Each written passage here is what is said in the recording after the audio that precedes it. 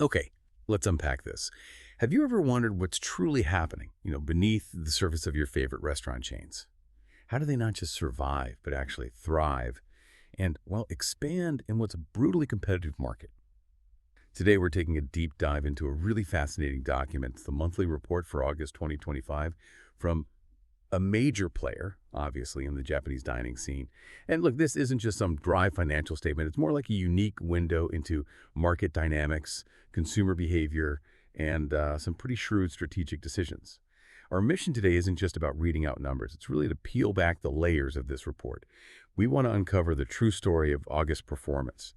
Are they this resilient giant riding a wave of success? Or are there maybe some subtle currents beneath the surface that could steer their future? We'll dig into the good, the bad, and what it all means. And yeah, ultimately, we're going to give them a definitive score on their latest chapter. So get ready to gain some serious insights into how a major food and beverage player navigates its market. First up, let's talk about their physical footprint, the actual number of stores. For any company in this industry, food and beverage, growth often starts with expansion, right? So understanding their store count is pretty foundational. The report gives us a snapshot of their total outlets at the end of August 2025. Right. And what truly stands out to me when looking at the store numbers is their recent trajectory. So in August 2025, Pooh Hall Holdings reported a total of 349 stores across all its brands. Now, this number, it's consistent with the previous month, July. But if we look back to the start of their fiscal year, December 2024, they were also at 349 stores. Then they dipped slightly down to 343 in February and March 2025 before steadily climbing back up to hit that 349 mark again in August. So this isn't just static growth. It kind of tells a story of dynamic adjustment. That fluctuation, dipping to 343, then climbing back to 349, it does tell a compelling story, doesn't it? What kind of strategic maneuvers were likely happening behind the scenes during that sort of contraction and then the recovery? And what does zero closures in August, especially after that earlier dip, signal about their current market confidence? Maybe a more refined expansion playbook. Yeah, that's a critical observation, that earlier dip. It likely signifies some strategic rationalization. Perhaps some underperforming locations were closed or maybe converted. So then, to see two new store openings in August, specifically Aichigaya in Tokyo and Akushigaka in Aichi, with zero closures or format changes that month, well, it suggests they've absorbed those earlier adjustments. And now they're executing a confident, focused expansion strategy. It signals a belief that they've identified truly viable new markets and maybe refined their criteria for success, particularly for their core Foyt brand. Right. And beyond that core brand, the report highlights a strategic diversification. They're moving into other dining concepts. We see operations split between direct managed franchise F2. This includes everything from specialized concepts like Su, the chicken and egg place, and the grilled meat and wrap place for their direct operations, to various tea concepts like the Kyoto Tempura one for their franchise partners.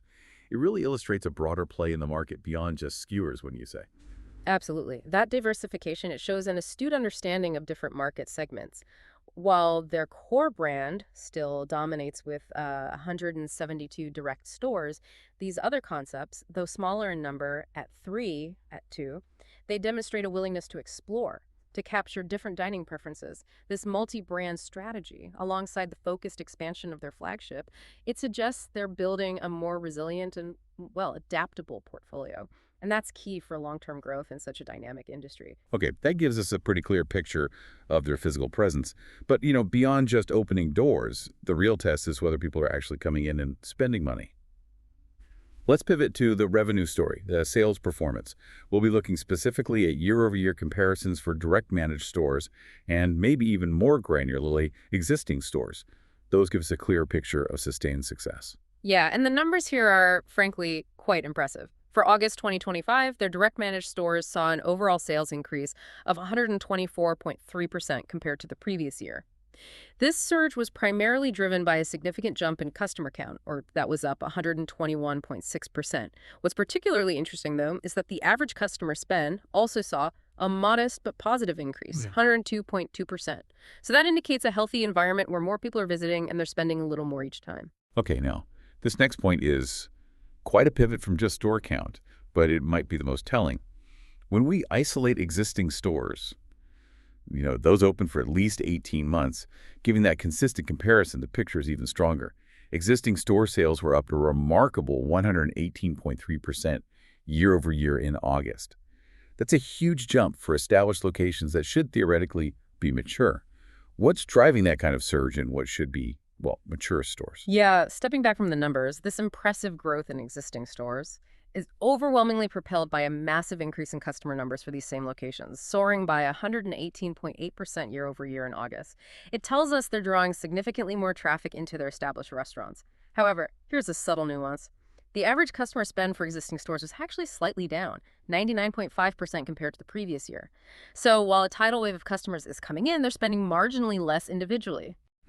So volume is soaring, even if individual spend is slightly down. Interesting. But what truly jumps out is this incredible streak. The report notes that all store sales have exceeded the previous year by over 10% for 18 consecutive months. It's a couple lot. In such a competitive market, what's the fundamental secret behind that kind of relentless, sustained appeal? It has to be more than just good marketing, surely. That 18-month streak of double-digit growth, yeah, it isn't just about market demand. It really suggests Moki has, well, cracked the code on customer retention somehow, turning initial curiosity into habitual visits, maybe even creating new dining occasions for people. It indicates a deeply ingrained market presence and a formula that consistently resonates with a broad customer base. This kind of sustained performance often points to a fundamental shift they've tapped into, maybe moving beyond mere transactions to building a loyal community around their brand, even if that means, like we saw, a slightly lower individual spend in exchange for much higher volume. Right. And the company itself provides some commentary, helps us understand the why behind these impressive numbers. What specific factors did they actually highlight for August's strong performance? Well, the company attributes the robust performance to several interconnected factors. Despite a record-breaking heat wave gripping the region, the impact of things like typhoons and localized heavy rains was actually limited compared to the previous year. So this relative stability in weather conditions contributed to, stable and sustained demand for eating out. They also noted a significant increase in dining opportunities because of the summer holidays and the Obon holidays, which traditionally boosts restaurant visits anyway. And interestingly, there was a rise in demand for chushuku, which in Japan refers specifically to ready-to-eat meals or convenient takeout options, often for lunch or a quick dinner. So that shows they're successfully capturing demand not just from traditional restaurant diners, but also from that growing segment looking for convenient quality meals outside of a full dine-in experience. Ah, okay.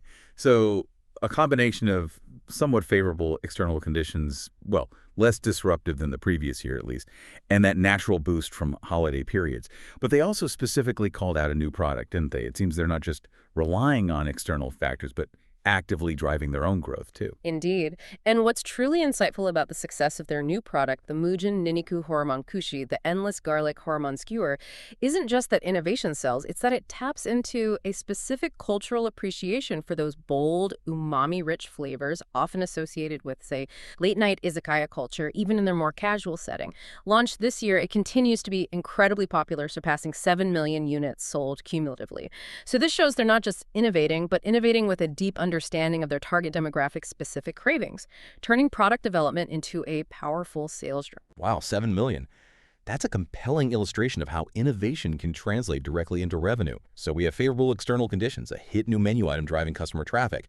But let's circle back to that slight dip in average spend for existing stores, that 99.5% figure. Is that a yellow flag, maybe? Or just a minor detail given all the other positives? For you, tracking the industry, this must be a critical indicator, right? It is. That's a crucial question that warrants attention, absolutely. While the overall sales and customer numbers are undeniably excellent, that slight dip in average spend for existing stores, it suggests the growth is predominantly volume-driven. This means they're getting more people through the door, maybe even people who usually wouldn't consider stopping by. Focusing on quick, value-for-money transactions, perhaps, rather than trying to upsell every customer to a bigger, more expensive meal. Now, it's not necessarily a bad thing when your customer count is soaring like this, because total revenue is still very strong. However, it is a metric they'll want to watch closely to ensure profitability per customer is maintained and that this high volume isn't inadvertently diluting margins over the long term. It's really about balancing market share with per customer profitability. Makes sense. Okay, let's pull all these threads together then. If you were to break down the key good points and bad points from this August report, what would they be? Let's give our listener a clear summary. Highlights and areas for improvement. Absolutely. There's definitely a lot to like here. First, the exceptional growth momentum. 18 consecutive months of over 10% year-over-year sales growth across all stores. That's outstanding consistency, real market leadership in a tough industry. Second, robust customer traffic. Existing store customer count up by that huge 118.8% in August. It clearly demonstrates strong appeal and sustained demand. People are actively choosing Alki. Yeah, that traffic number is hard to ignore. Exactly. Third, successful product innovation. That Mugen Niniku Hormon Kushi being a massive hit, selling over 7 million units. It shows their dynamic ability to create engaging, popular new items that directly drive sales and excite customers. Fourth, strategic expansion with confidence. Those new store openings with 0 closures in August, that indicates a confident and effective site selection strategy. They're building their network without retraction in the same period. Fifth, market resilience. Navigating a record heat wave, limited negative impact from weather compared to last year, it suggests robust operational planning and resilience.